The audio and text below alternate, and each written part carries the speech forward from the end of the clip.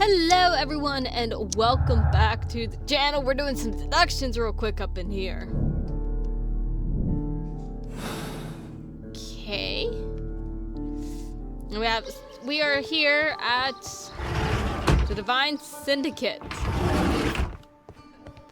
This door is locked.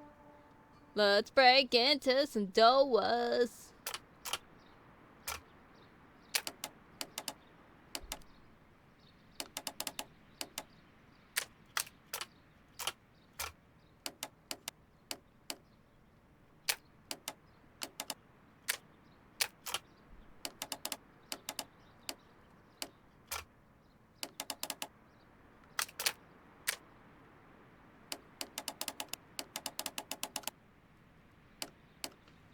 But we're gonna skip it. We're broken. And now we find the opium. These instruments are used for smoking opium. I don't know. I guess this game's supposed to be PG because here's the thing is we don't have anything like showing Holmes's like habits. This substance is an alkaloid, the same as in the bottle we found in the bushes at Kew Gardens. Perfect, Watson. We can begin our experiment. This cabinet is full of chemicals. They are the same as the ones we found in the laboratory at Kew Gardens.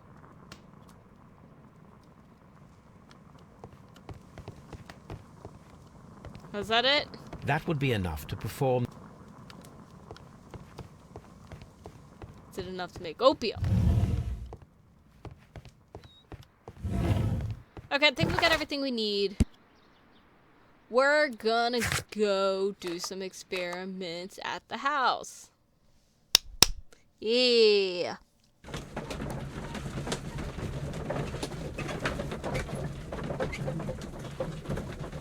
Here's my belief. Now, instead of Hamish and done on it together,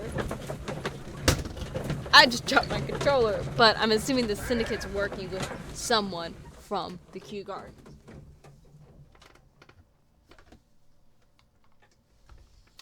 Let us see, though. Do.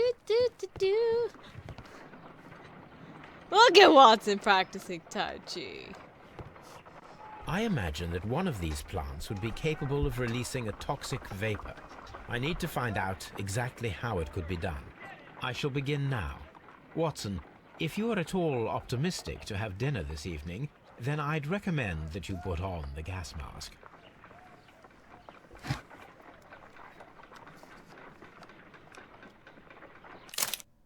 Oh, wait.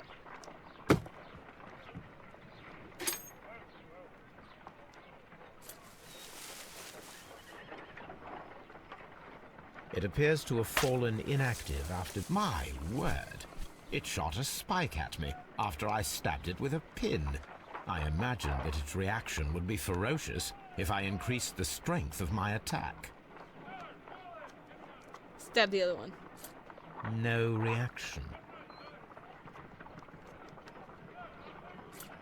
No.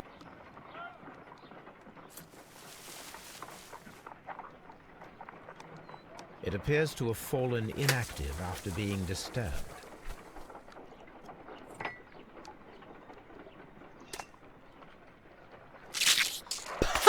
How interesting.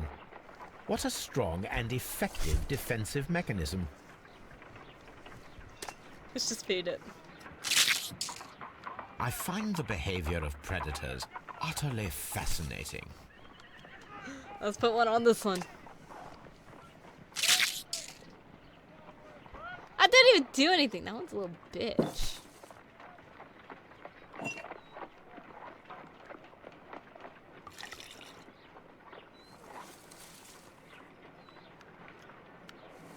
This plant becomes inactive after being drenched with alkaloid.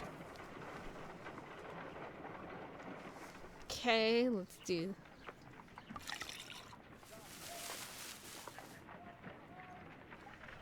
This plant becomes inactive after being drenched with alkaloid. And this one murders us all. It appears to open after being soaked with alkaloid.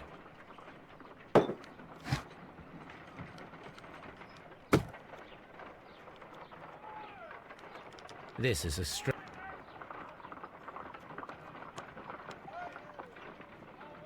Okay.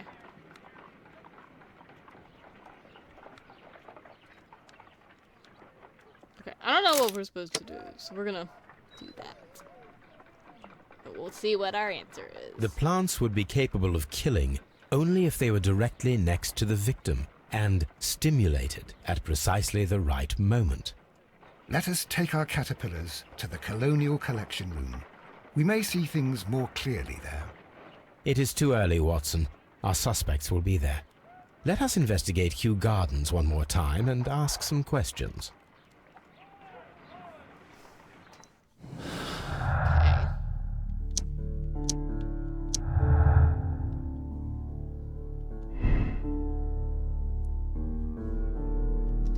Okay, we're gonna have to wait on that one.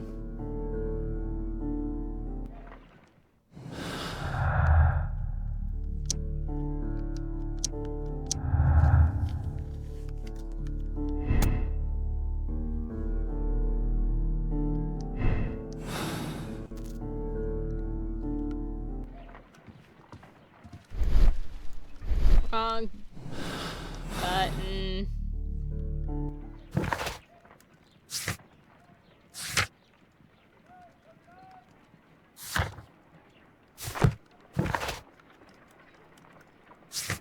Let's head back to Kew Gardens.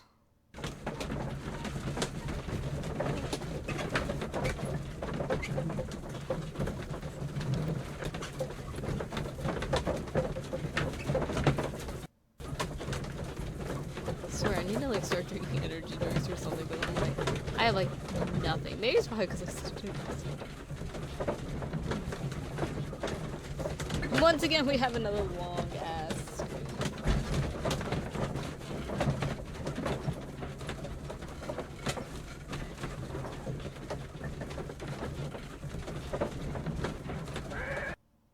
Here we go. Let's go talk to. Who just went in there? I just saw that door open. Or shut, and it scared the ever-loving fuck out of me. Ghost! Can you tell me if you saw Mr. Montague Dunn on the day of his death? Yes, of course. I met him, and we went to see Albert, his son, at around 9:30. He appeared quite calm.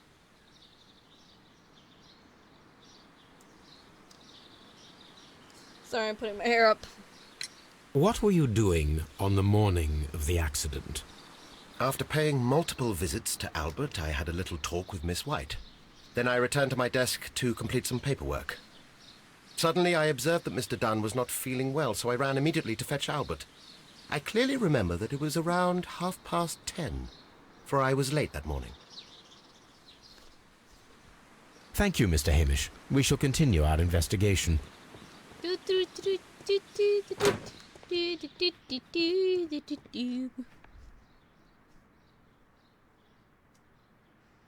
talk to the next one. Your father's death does seem highly suspicious. What were your movements here on that day? Suspicious? Well, I was working in the seed house, taking care of Lysa, something, or Lear Pontus, or... No, wait. Ah, these Latin names. And I spent so many hours trying to memorize them. Did you see your father that day? Yes. He came here with Mr. Hamish for his weekly visit. There was nothing unusual about that. And then? Nothing. They stepped out to the backyard. It was perhaps 20 minutes before 10 o'clock. Then about 10 minutes later, I saw my father heading for the dry tropics room while Mr. Hamish returned here. And Mr. Hamish and Miss White? What were they both doing that morning? Mr. Hamish visited me a couple of times. I also saw him returning from talking with Miss White, and that was at 10 minutes past 10. But then he ran back here to me to tell me that my father was feeling unwell. We hurried across to the water lily room, and I found my father lying dead on the floor. Oh, my God. Thank you, young man. We shall see you again soon. That puts it at white. Trying to think who did it. Because as much as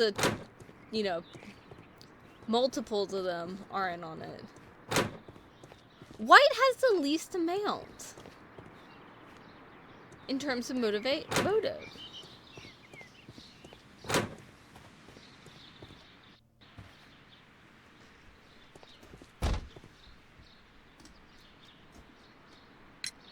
Can you tell me what Mr. Dunn was doing upon the day of his death? I can, but there is nothing very special to say. I was in the laboratory when I saw Mr. Dunn heading towards me. Tuesday is the day of his weekly visit. It was supposed to be at 9, but he was 10 minutes late, as usual. And then? Well, he came in to say good morning. Then I saw him spend 2 or 3 minutes by the plants outside the laboratory. After that, he ran out in the direction of the nursery, where Mr. Hamish was working. He was always in a rush during the inspection, you see. I would pity anyone who stood in his way. And that was the last time you saw him? Yes. I stayed in the laboratory until 20 minutes to 11, when I heard the cries of Albert and Mr. Hamish from the large glass house. I joined them as soon as I could, for I knew that something must be very wrong. What exactly were you doing in the laboratory? I was recording an experiment for my thesis. I only stopped my work once when Mr. Hamish visited me briefly around 10 o'clock. You say you were recording an experiment when the tragedy occurred. Might I listen to the roll? Certainly. Please do. You will find it in the laboratory. It is number 320. Thank you, miss. Everyone has gone, Holmes. The way is clear.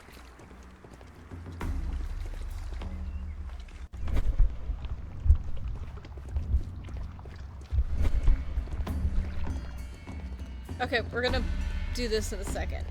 I do want to check those tapes.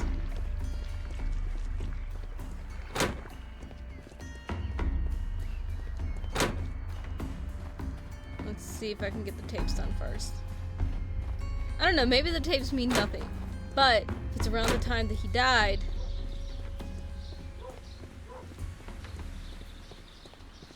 maybe.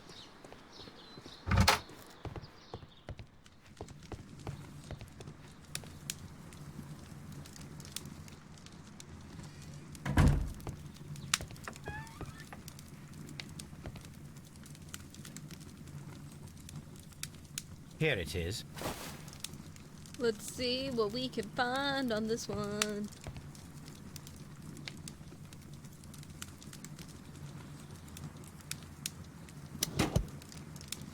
These plants, classified as shrubs or grasses, have adapted to their arid environment due to a system of underground roots. This recording seems very long. It is unnecessary to listen to all of it. Miss White was in the laboratory, as she told us. Okay, so you were of no help.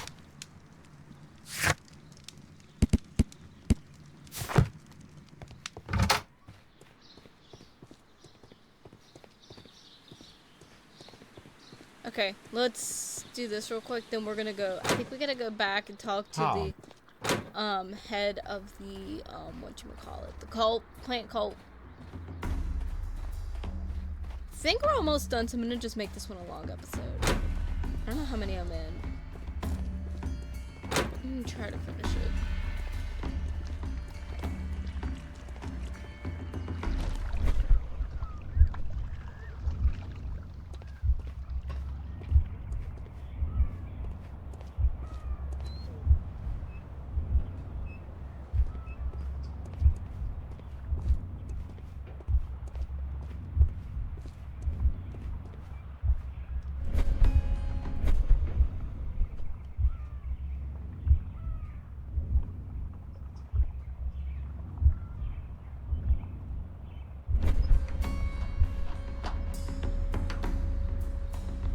When Montague Dunn was standing close by the plants, the caterpillars were released and caused the deadly spores to activate. Panicking, and likely already half asphyxiated, Montague Dunn started back and knocked over the bust. He rushed to the door, but it was locked. He had to force it open with his shoulder. We already know the outcome. Montague Dunn collapsed and died not far from the pool. Well, it is time to perform our experiment on the ventilation system. Actually, never mind. I think we got more to this. So I'm going to finish all of this case up in the next episode. Hope you guys enjoyed. See you guys then. Goodbye.